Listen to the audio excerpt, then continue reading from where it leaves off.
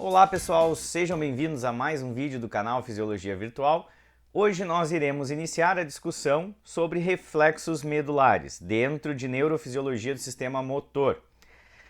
Para que a gente possa discutir reflexos medulares, a gente precisa entender o que ele é. Então a gente vai começar essa série com um vídeo introdutório, que é esse, explicando alguns aspectos importantes. Depois a gente vai passar por cada reflexo específico, aí trabalhando as questões e os detalhes de cada um deles. Então, se vocês estão prontos, vamos lá.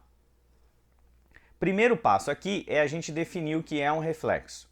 Reflexo medular, ele é uma resposta estereotipada a um determinado estímulo com o objetivo de proteger meu organismo. Trabalhando isso em miúdos, o que isso quer dizer? Então, nós temos uma resposta, essa resposta é estereotipada. Estereotipada quer dizer, ela é sempre igual, então para o mesmo estímulo eu tenho sempre a mesma resposta. O exemplo clássico aqui é o reflexo do tendão patelar, aquela marteladinha abaixo do joelho. Sempre que eu fizer o estímulo do tendão patelar, eu tenho extensão da perna, eu nunca vou ter flexão. Por isso estereotipada, para o mesmo estímulo, sempre a mesma resposta. Função é sempre proteção, e aí vai depender do que é o estímulo que está causando essa resposta. E é um reflexo que depende exclusivamente da medula. Então, em termos de sistema nervoso central, a única parte que eu preciso, que é essencial para ter esse reflexo, é medula. Então, ele depende da medula.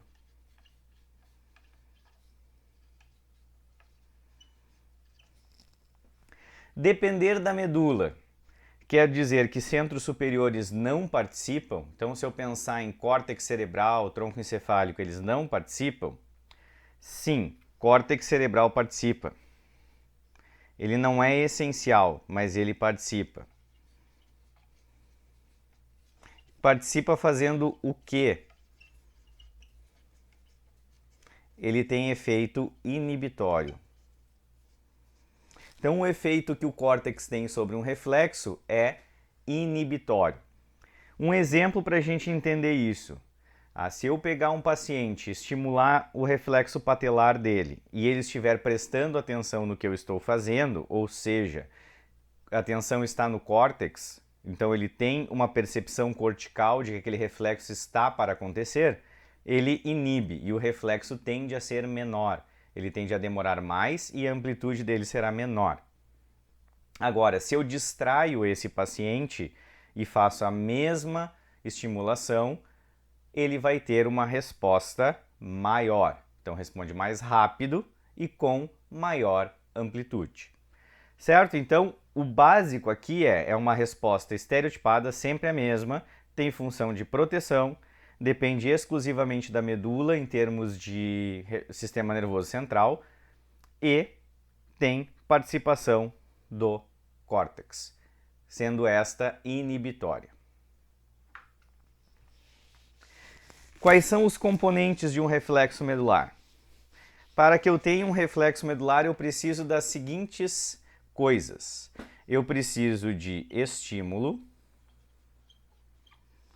Esse estímulo vai ser percebido por um receptor. Então, eu preciso de algo que possa perceber esse estímulo. Esse receptor vai mandar a informação para a medula por uma via aferente. Eu vou ter um circuito de processamento na medula. Então, eu tenho um circuito medular.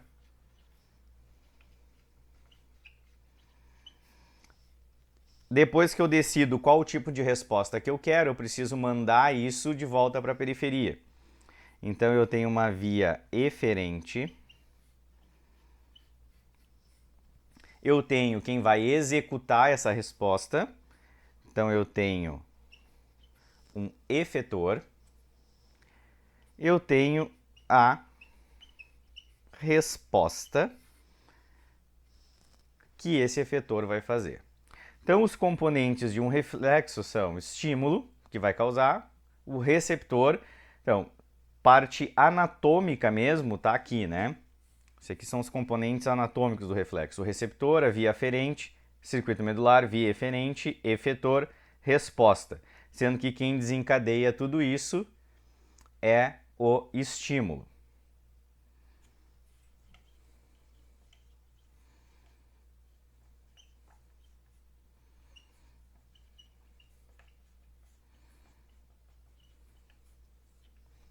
Então, para eu ter um reflexo medular, eu preciso de todos estes componentes. E para finalizarmos essa discussão inicial, a gente vai passar um pouquinho, rapidamente, pelos receptores envolvidos nos reflexos medulares. Então, quais são os receptores possíveis? Primeiro receptor, fuso muscular.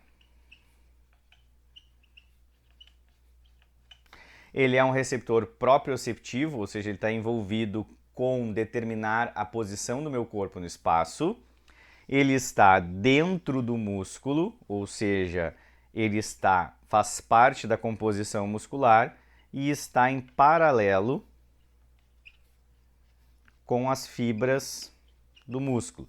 Isso quer dizer que o que acontece com as fibras musculares acontece também com o fuso muscular. Se o músculo for estirado, o fuso é estirado.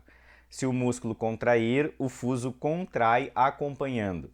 O fuso ele tem a função fisiológica de me informar duas coisas muito importantes, né? O comprimento do músculo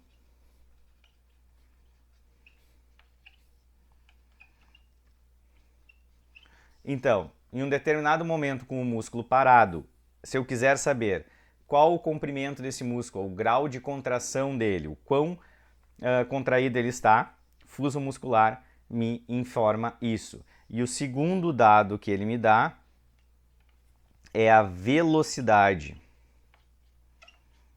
de encurtamento. Então, a velocidade com que o músculo está contraindo também é dada pelo fuso. Sendo que essa informação estática geralmente vai para o sistema nervoso central por fibras do tipo 2. Então, são fibras rápidas, calibrosas, mas não tão rápidas quanto as fibras do tipo 1A, que carregam essa informação de velocidade. Então, o fuso muscular me dá duas informações: comprimento estático do músculo e velocidade de encurtamento. Está dentro do músculo, em paralelo com as fibras musculares.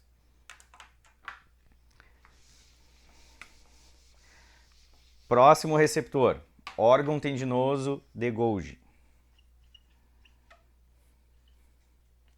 Também conhecido como OTG.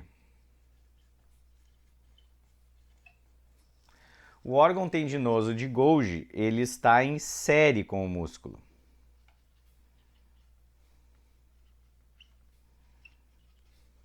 Isso quer dizer que ele está, na verdade, nos tendões. Ele está entre o músculo e a sua inserção.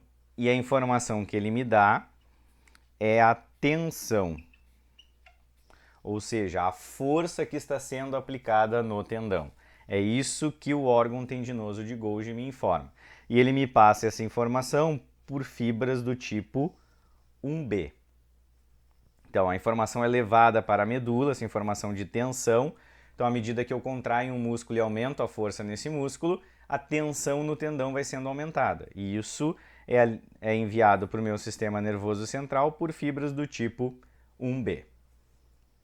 O último receptor envolvido são os nociceptores.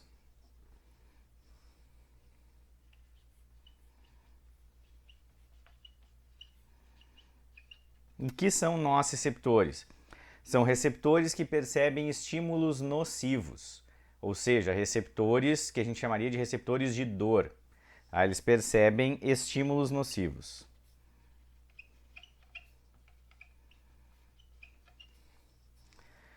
E eles não são inervados porque eles são a própria fibra. Então, a fibra nervosa que leva informação para o sistema nervoso central não é diferente do receptor. No caso do fuso muscular e do órgão tendinoso de Golgi, eu tinha um receptor que era inervado por fibras do tipo 1A, 1B ou 2.